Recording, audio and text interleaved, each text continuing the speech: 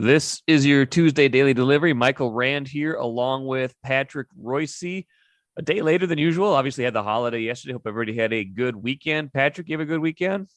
Oh, it was okay. I got out to the town ball one day, and man, what a weekend it was! Wasn't it just gorgeous weather, man? Not too hot, not too cold, and not any rain. So it was a gorgeous weekend. Yes, it was. And you know, it's you know what else is another nice distraction is I decided this on Sunday morning. I think it was. I woke up and said, I figured out how many days it was since my dad and I went to the Twins' first ever home game. Okay. 21,000. And I realized this is the least interest I've ever had in whether they're going to win today or not. Wow. They're not even worth monitoring anymore. That was my, because there's so little being decided about the future as they play out this season that I just anyway, we can talk about them later, but I would just thought I'd throw that in there. Interesting. They are at their nadir with me. That's it. Or as far as this season's concerned, I think I watched a couple innings over the weekend. So yeah, I've watched less Twins this year than I have in a long time. I think you're right, and it's just. Yeah, there's not, when Joe Ryan pitched the other night, I wanted to see that. I think he pitches again. He might pitch tonight. I didn't look it up, but I think that might be his turn again since he pitched Wednesday last week. But yeah, it's like there's just not much to get too excited about right now. And they're still running a lot of the veterans out there. It's like, we don't need to see these guys. Like, we need to know who can play. Okay, since we got started on the Twins, the other thing, this Bailey Ober thing, that we have to restrict his innings because he didn't pitch last year. He is 6'9". He is young. He's a monster. And he says he's fine. What do you think if he only pitches 90 this season, it's going to have a greater assist to his career than if he pitches 115?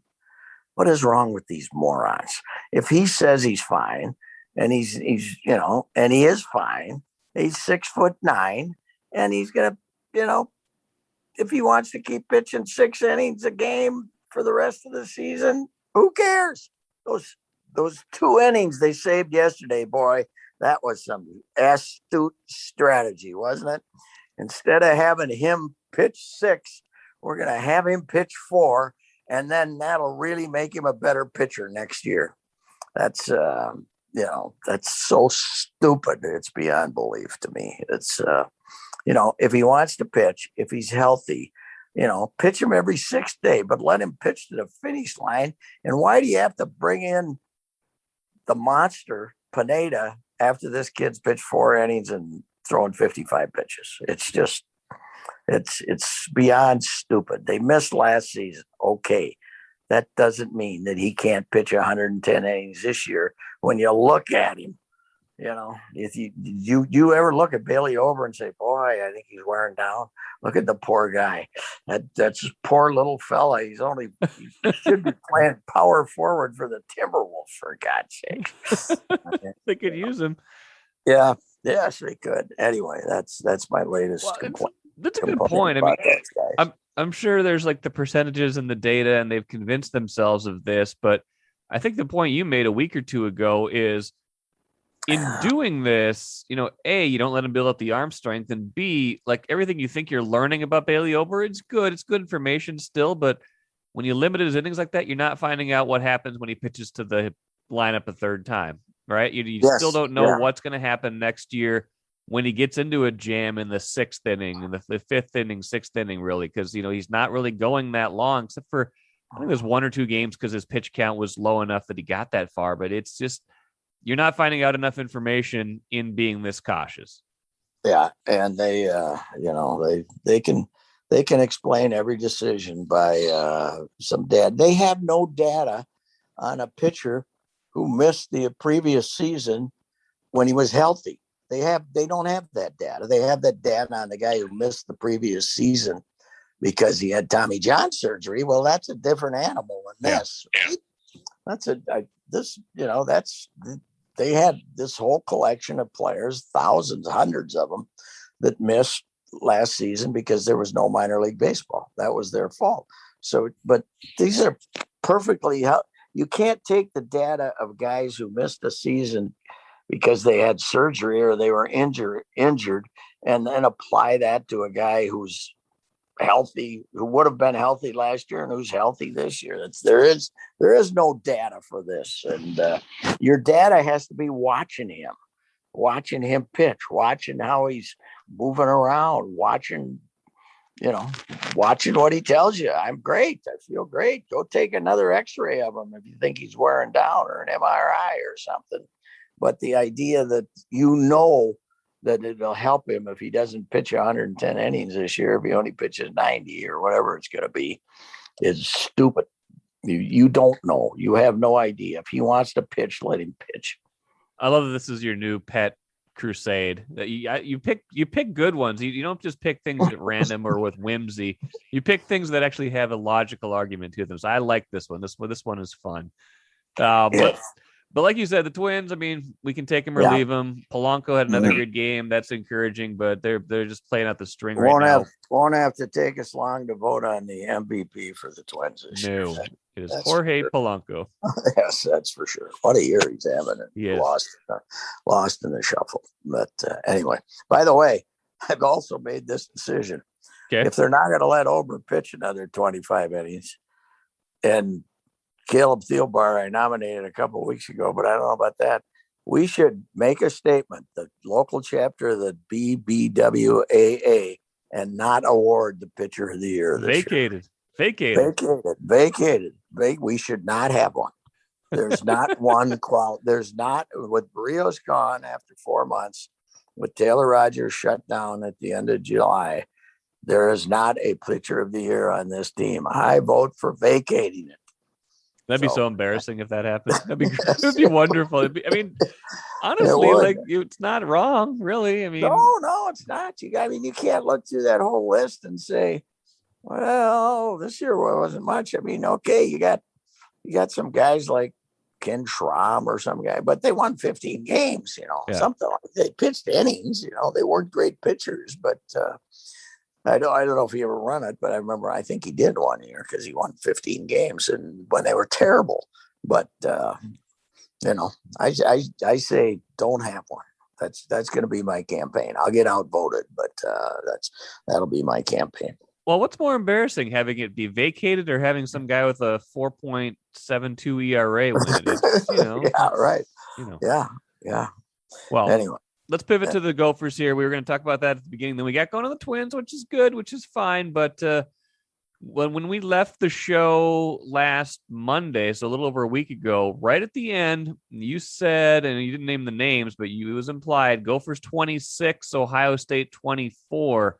Uh-huh. And that was looking, okay. Looking possible. Looking possible. It was looking okay, but then Ohio State blitzed them with all that speed in the second half. Obviously, 45-31 was the final there. Chip and I talked about that quite a bit on Friday's show last week, but I want to get your perspective on it.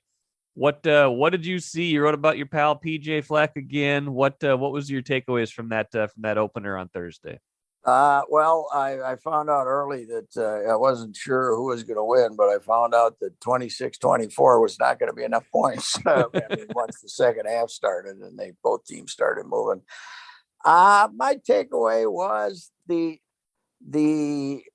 elements that I thought could lead to an upset, which was the Gophers holding the ball and holding the ball and holding the ball, were there. They existed. The offensive line, you look at the Ohio State defense, and there are very few playmakers on that defense. It looked undersized up front. Their whole linebacking crew was new, and you could see that they weren't those Ohio State linebackers you're used to seeing making plays all over. And their secondary, which was terrible last year, they gave up 300 yards a game passing. Those guys they got different bad guys in the secondary. So I thought those elements were there. But I had and the freshman quarterback. The other thing I thought was maybe the freshman quarterback could have trouble, and he did. He wasn't very good the first half at all. Right. But then I had no idea that I guess I had no idea that the defensive risks the Gophers had to take to stop the run, which was to put a lot of these guys out there one-on-one trying to play defense against these receivers. I had no idea that the Gophers secondary had no chance. Now, supposedly the safety was their best player got hurt in the third quarter. Howland, I don't think he would have made much difference, but they might have.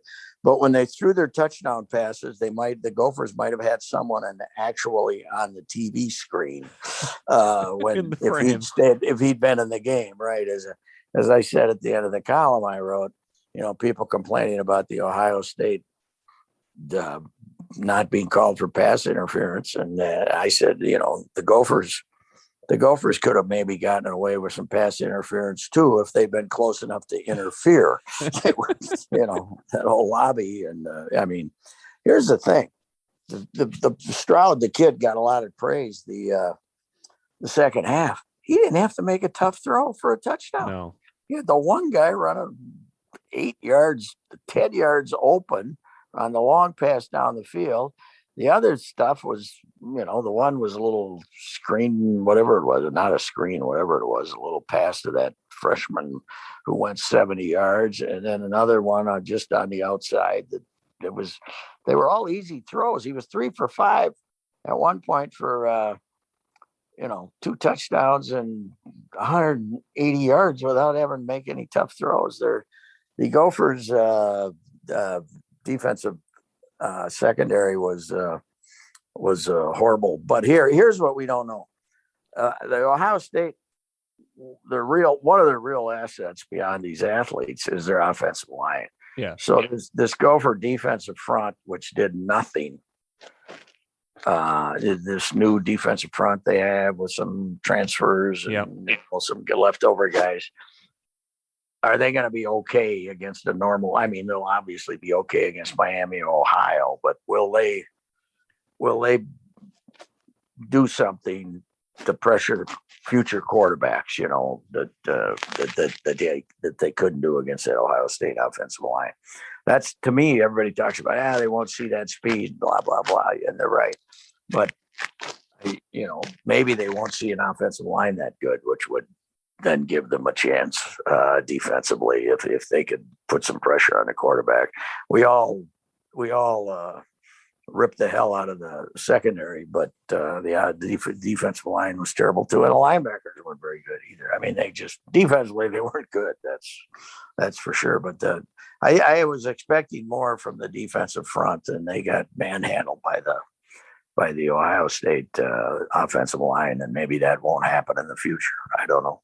Yeah, it's tough. I mean, when you play a team like that, like Chip and I talked about, I felt like there was an opportunity there that they missed because, you get the interception negated when you get the roughing the passer call. You get a couple things to go your way. You get the bad pass from the quarterback in the first half that leads to an interception that gets you even further into the game.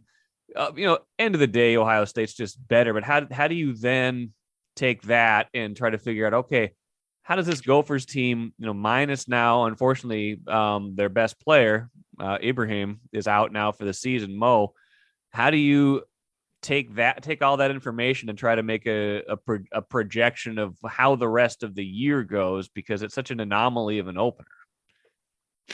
Yeah, that's true. I mean, Gophers, I remember when they opened against Penn State, one of Wacker's years, and that when Penn State first came into the league, the second year Penn State was in the league, they opened here. Okay. Gophers opened there, and they opened here. And I remember Sid writing optimistically about it, and it was 52-3 or some damn thing like that. But Kajana Carter and Kahana Carter and all those guys from Penn State, and this is I don't think Ohio State's in anywhere near that class that Penn State team was, but I guess what I'm saying is this was a you know a by that standard a very competitive effort. I don't think this is a great Ohio State team yet. I think they're going to lose once or twice because I don't think they're any good defensively. But it is, I guess, hard to project. You look at the Big Ten and you say, okay, hey, Illinois is better, and then they get beat by who? They get beat by someone not good. Yeah, I can't remember who it was, but it wasn't good. An FC team, and Nebraska's they're going to go. They should be good in the West, right? I mean, Nebraska's terrible, and Illinois is not. Yeah, I guess they're not any good. Northwestern's terrible. I told you that. I gave you that heads up last week that they had fewer returning players than anybody in the country, and that they were, Northwestern isn't like Reloadville. They have to develop their team. So, I think it made all things possible, like Purdue. That's huge right now, right? They're gonna open their next Big Ten games at Purdue, right? Yeah. So play 3 non-conference games.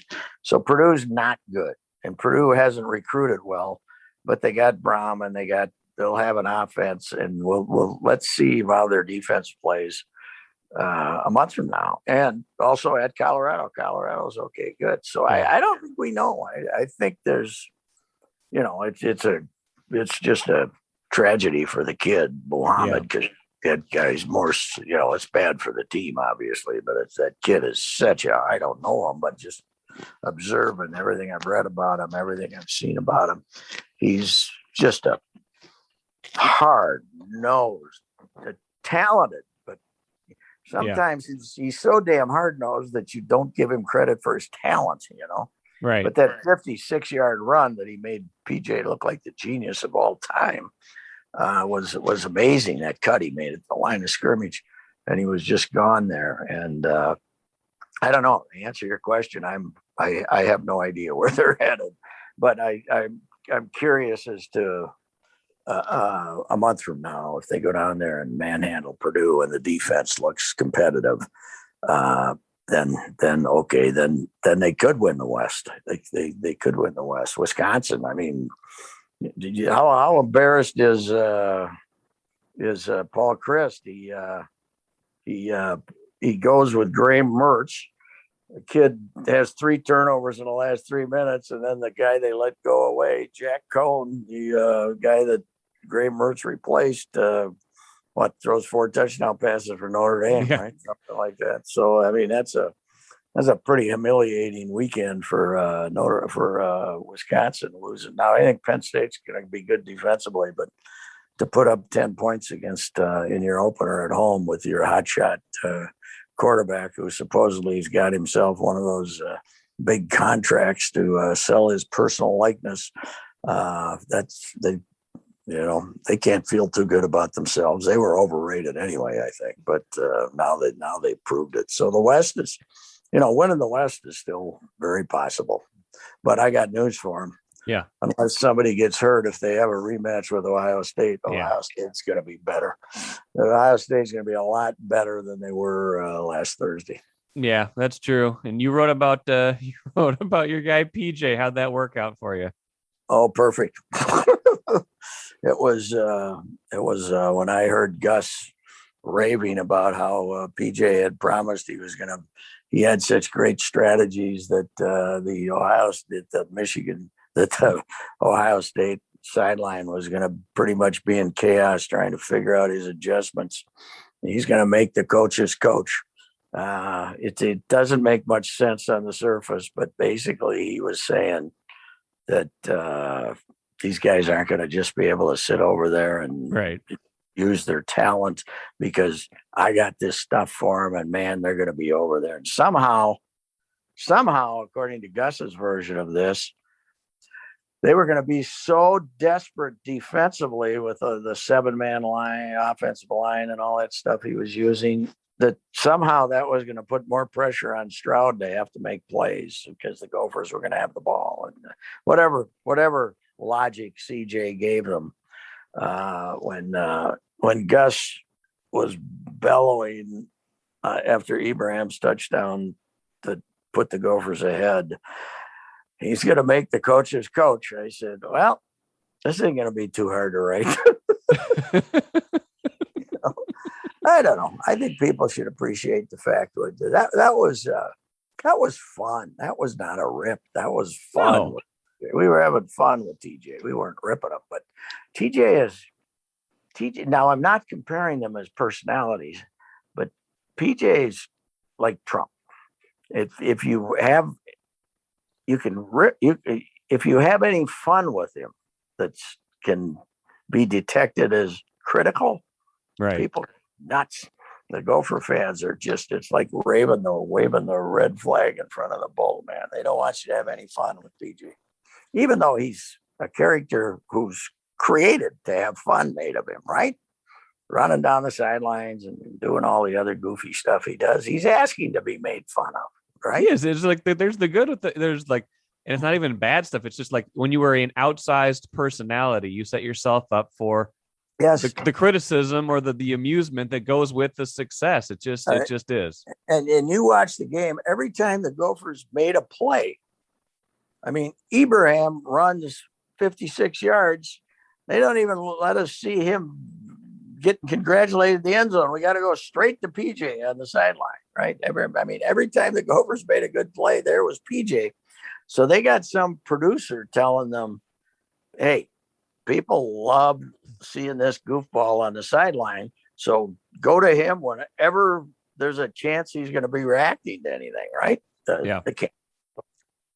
So, I mean, everything, there's a reason. Somebody told me secondhand of the largest magnitude here. Somebody told me secondhand that Ryan Day already couldn't stand him. Oh, really? Yeah. So, when they watch the tape of that game and have Gus bellowing about how PJ told them he was going to make them, one of the rare times in their lives they've actually had to coach, Yep. Whatever that meant. I mean, he asked for it, PJ. He asked for it, They coached enough to score 35 points in 6 minutes of having the ball in the second half. So, well, I looked this up and I had it in the column. The 4 touchdowns over 50, 4 touchdowns, 268 yards. Yeah, 4 amazing. Touchdowns. The 84-13 game. Oh no, 258 yards. 258 yards. Yeah.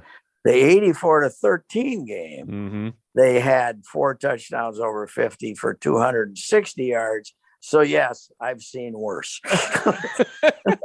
84-13. Now there was that's also all you have to say about that. There was also a 41-yarder in that one. Oh geez. But the 4 longest were 260 yards in that game. So that was Mike. It's too bad you weren't around for that one. I was around for that one. I was like 7, but I was alive. One of the most amazing events of my lifetime. The game starts. Chuck Dickerson is vowing in Sid's column that morning that we're going to go after these guys. We're not going to sit back and wait. First play of the game. I think it was the first play of the game. He's got like an 11-man front and Irving Fryer standing out there, but split right saying, throw me the ball. Boom. He runs.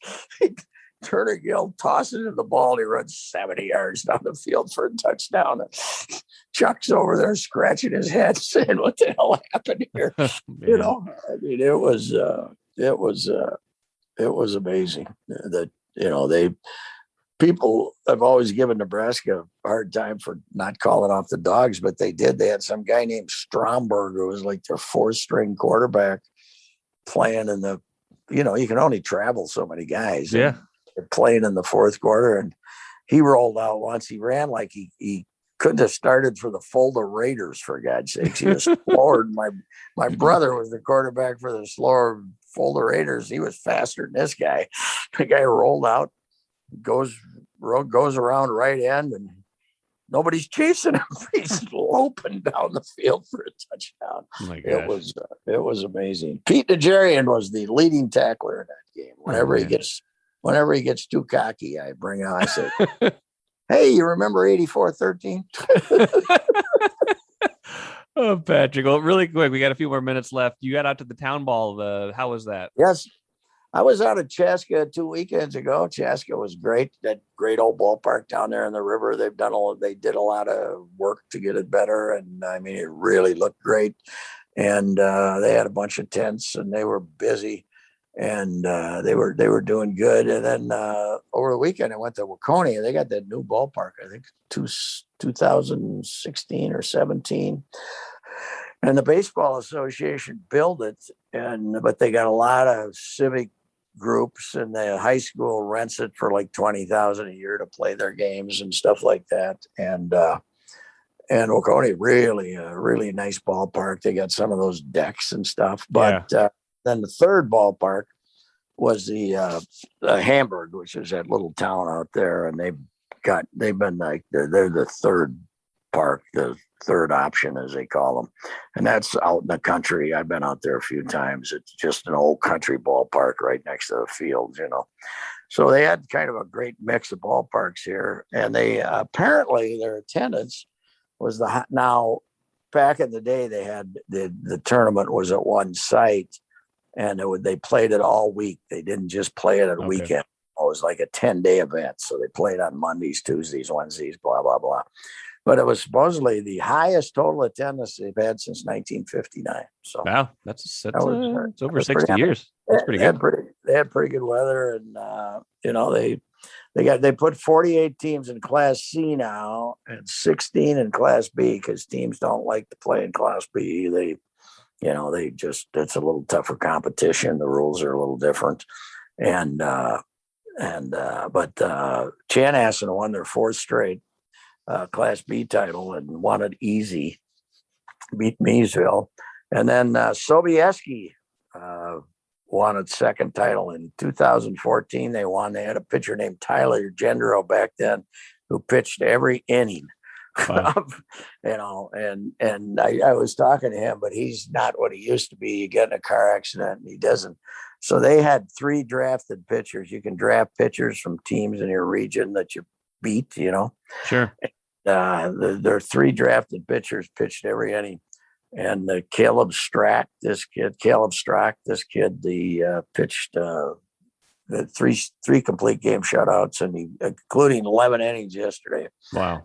And they beat Watertown, which hadn't won 80 years. Watertown last won the state tournament 80 years ago, so they got beat in the finals. But anyway, I wasn't out there yesterday, but they had good crowds and seemed to have a good old time. And the best part of going to Waconia is I ran into Swanee Landine, who Swanee used to be a big buddy of Jimmy Robertson, Calvin's brother, and then he became a buddy of Calvin.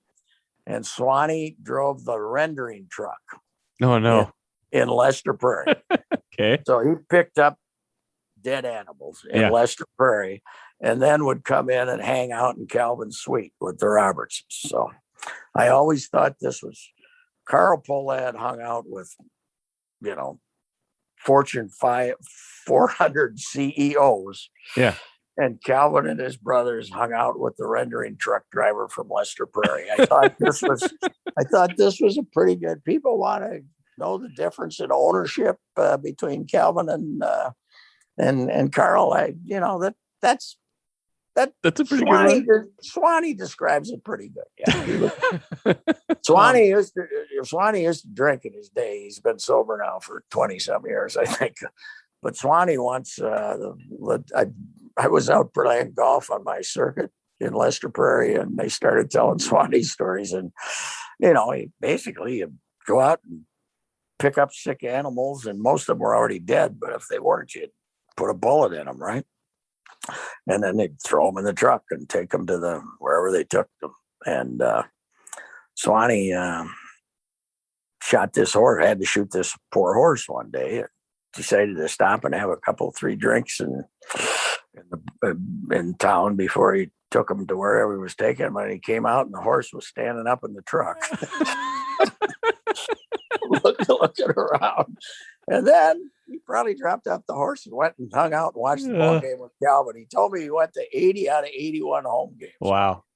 So that's so I ran into Swanee. So that was worth it because I hadn't seen him in years. So anyway. Some of those old time characters that we just don't get enough of these days. No, you get them in town ball. Yes, you do. You see the old Dick Bremer's grade school teacher was from Dumont was there, and she's 94 years old, rooting for the Dumont Saints. And when the school that Bremer went through till his family left in the fourth grade closed, they had 7 students, not a class of 7 students. Wow. I think 1 through 6, and she was the teacher. And then so she was at the game too. And Darlis says they're down to about 75 people in Bremer's hometown. So they were the opponent for Sobieski when I was out there. So these 2 little dots on the road, that still have town balls is pretty amazing. Minnesota, pretty uniquely Minnesota. Absolutely.